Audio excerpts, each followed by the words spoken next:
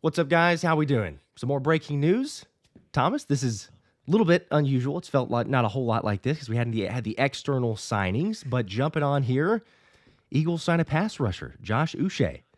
Yeah, Philadelphia clearly waiting a couple of days to see how the dust would settle in NFL free agency. Not really trying to be active, definitely not trying to spend a lot of money. And now they've gotten two bargain deals. AJ Dillon last night talked about that running back signing, 5, 6 p.m. yesterday. And now Josh Uche, who is interesting, Josh. Exactly the same mold as an AJ Dillon, okay? A guy who had a lot of success early on in his career, still young, only 26 years old. But a key factor that you got to realize about this signing is the last time he was actually relevant or really healthy was 2022. He had 11 and a half sacks, right? So that's the guy that a lot of Eagle fans, you and I have talked about him on our shows previous years, Mm-hmm. were like, trade for him at the NFL trade deadline. Turns out he goes to the Kansas City Chiefs this previous year in 2024. Barely plays for them. He was healthy. He could have actually been a contributor. A lot of Chiefs fans were like, why hasn't this guy really seen the football field? Played in just 6 games, has very little stats, and obviously the year prior dealt with a lot of lower body issues, a foot and ankle. So very much a low risk, high reward. I would love to see the contract details here. We know it's a 1-year deal, meaning that it's probably bare bones money. It's nothing. And Uche is going to have a chance to compete to make a roster spot. It's not guaranteed, but he at least has potential, and as we've seen Howie Roseman do, at least last year, sign some cheap guys that have shown potential, and maybe they blow up here in Vic Fangio's defense. That is the hope. Also, shout out to, how about those Chiefs? Cole with the comment here saying, breaking news, he's the GOAT. Hopefully he is. He wasn't that in Hopefully. Kansas City, but we're hoping for Uche. I mean, look, it's a rotational piece, as you said. You got a Bryce Huff. You're paying a dude Yeah. $51 million for 3 years. Haven't gotten much from him either. But this is a traditional Howie Roseman move. You're looking for a guy who has not really panned out necessarily, had shown it previously, a former Yep. second round pick. If there's anybody who can turn it around, if there's anybody who can get the max out of his performance, is Vic Fangio. So I like it. Obviously, again, for people just joining, you see it there. Eagles signing edge rusher Josh Uche, 1-year deal per Adam Schefter. We don't know the full contract details, but as Thomas, you were mentioning a second ago, it's probably for very little, very minimal, hardly counting against the cap, if at all, but an opportunity because we remember a year ago that Uche kind of bet on himself with the Patriots. There were like rumors, does Yeah. he go somewhere else? He's like, no, I'm going to get a 1-year deal, hopefully improve my stock. That didn't happen. Then the trade deadline, of course, he goes to Kansas City, and similar deal. He doesn't really play and maximize that potential. So still a lot to like. This is not a washed up guy of the sense of like, hey, he's 32 years old, hasn't done Right. anything. He's Right. 26.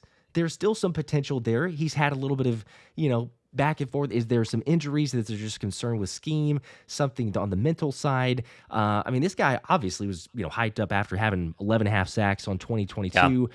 We remember he went to the Von Miller camp with Nolan Smith and several others that were there and kind of talking about, hey, this may be the next wave of pass rushers. Got a shout out from, who was, I think, not only Von Miller, but I think Micah Parsons also, just kind of give him some Yeah. credit. So again, just a 1-season small sample size there, but overall, I would say sure, it's an optimistic move and doesn't cost you a whole lot. So there you go, Eagles Well, make a move, get a pass rusher. and he's clearly betting on himself here, right? If you're Josh Uche, you're looking at the Eagles roster and going, one, it's obviously still very good. You're going to have a chance to go ahead and be in a lot of primetime games, showcase yourself on a 1-year contract. And two, his eyes are now on Bryce Huff because it will straight up be Bryce Huff versus Uche to see who actually gets, reps in this defense. And if he loses to Bryce Huff, he's going to get cut.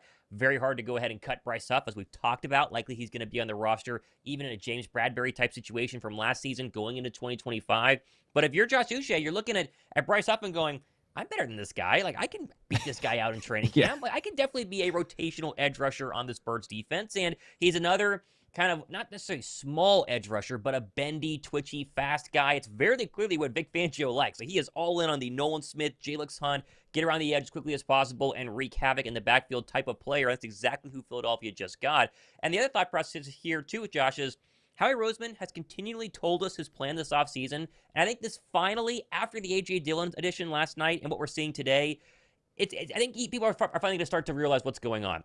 They are not in the business of signing older players. Could they still sign up, Justin Simmons next couple of hours? Maybe. I have my doubts, but obviously still on the table. They Mm-hmm. have no interest if you're 30 years or older. They have no interest if you're going to be expensive. A lot of people wanted Azeez Ojulari. Clearly, he is way out of the budget that Philadelphia is comfortable spending. They're going to go look for guys who have a history of producing, who are under the age of 28 or 27 and who are going to come here on a one-year prove-it contract for likely, definitely in A.J. Dillon's case, less than $5 million. And I think Uche is the same way, probably less than $5 million. And compete for a roster spot. You make it, great. You don't, no harm, no foul. See you. We'll roll with our younger guys. So this seems to be the overall theme of the Birds offseason. I think we could see more moves like this in the coming hours, days, weeks, whatever you want to say. But this is exactly what the Eagles have been telling us for a while now. And, you got to accept it and hope that one of these guys pans out.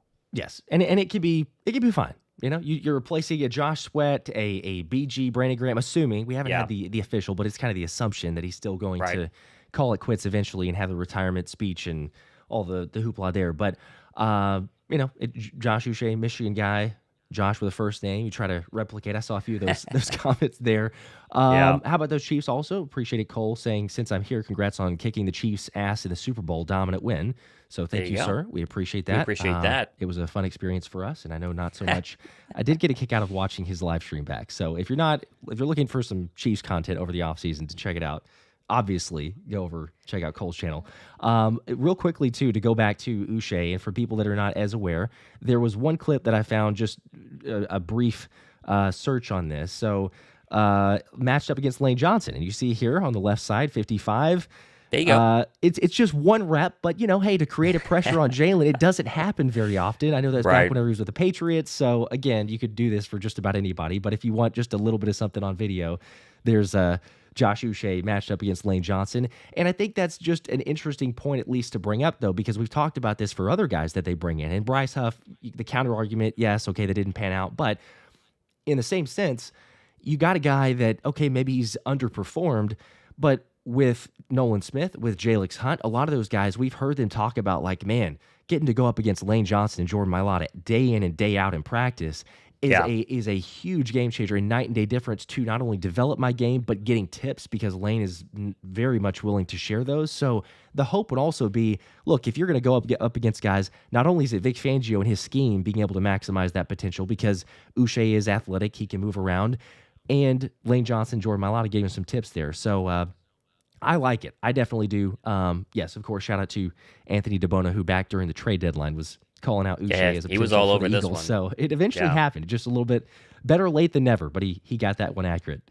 He's a great example, too, of, not pulling the trigger on a guy and giving them a bunch of money after one season of impressive overall play. Like 2022, everyone was in on this guy, and it was like, oh my gosh, you got to sign him to a big 4-year contract. He's going to be this incredible player, and then he turned out to be kind of a dud, and now has to kind of rework his overall image and actually prove he's capable of actually being on the football field. And the same went for Bryce Huff this past season. Bryce Huff has one really good year with the New York Jets and gets overpaid, and then it's an absolute flop. We're going to see something very similar with Bryce Huff, probably on a different football team when the Eagles can eventually get out of his contract. And the hope is really in Vic Fangio. If Vic Fangio can do the magic that he pulled off in 2024 with some of these guys going into 2025, this Eagle defense is going to truly be the definition of, instead of, rebuilding, they're just going to reload. And if Uche is going to be an example of that, absolutely fantastic. He'll do it on a massive bargain overall contract, then probably walk into free agency in 2026 and get a bag and go play for someone else, which is fine. But if you can get him to get you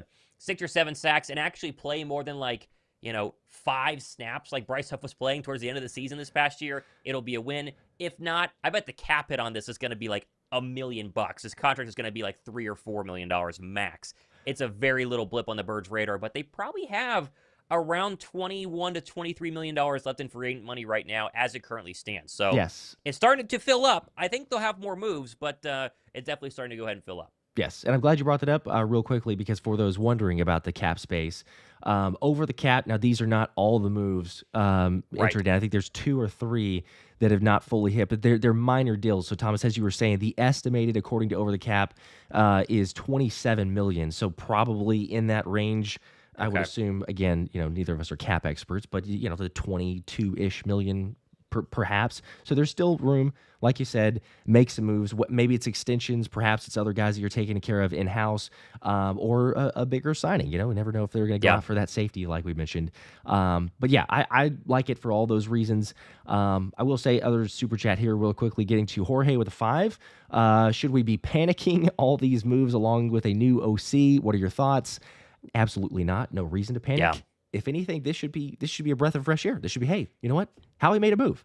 It's a smaller one. It's not a big time sign. It's not a Trey Hendrickson trade, but he made a move. He's getting some depth, some rotational piece. Everybody, or at least the vast majority of people, are very high on Nolan Smith and Jalix Hunt. Like, look, okay, move forward with those guys. You have those. Yeah. You have a rotational with Bryce Huff. They're going to try to, I'm sure, as best they can to get something out of him there. You just got Josh Uche. There may be a couple others. We still have the draft, as we talked about. And one last thing that I will bring up here, Thomas, because you brought up a good point with Uche. If he is able to perform, let's say he does, and you don't re-sign him next year, well, then you look at another compensatory pick. So Howie's got a boatload as it is. If he goes out and has a really stud season, then, I mean, you could think about maybe if you want to extend it, but more than likely you say, okay, cool, great, rental player, good season, move on, another compensatory pick, and next year is shaping up to be, even though this year should be a good draft, next year is going to be absolutely ridiculous with all those picks. I totally agree. I see a comment here from Rusty Perry saying, you guys are too upbeat. Are you getting paid to stay upbeat with the team? What do you say off screen? It's exactly what we say off the screen. Gosh. I don't think I was very upbeat last night with AJ Dillon. I was like, this looks like Rashad Penny 2.0. And people were like, oh my gosh, come on, he's going to be fantastic. Yeah. Listen, my guess is Uche is going to battle to make the team, right? People are already plugging him in as, edge rusher number 3 behind Jalix Hunt and Nolan Smith. That is not where he's at right now. He is going to have an uphill battle to even make this roster. Odds are he will not. But if he does, and this is what happens in March when you're signing people who were good 3 years ago, if he can get back to his 2022 form, the Eagles might have found something, but it's a massive if. Kansas City couldn't get it out of him. Can Philadelphia? We'll see. Possibly. That's interesting. And I know this is very early, but March 13th, but you're predicting right now, you would say he's not going to make the team. You don't think Uche will? I would predict it right now. Because I think they're going to get edge rusher in the NFL draft, and they're not going to keep 7 edge rushers. So I would predict he is at the borderline to make this roster because they have to keep Bryce Huff because of the contract. Unless they just want to eat a bunch of money and get rid of Bryce Huff. If Bryce Huff and Josh Uche are essentially the same type of player at the same level going into training camp and exiting training camp, they're going to keep Bryce Huff because they're owing him $17 million. So it's an uphill battle, especially with draft picks coming. Okay, all right. It is definitely not a foregone conclusion.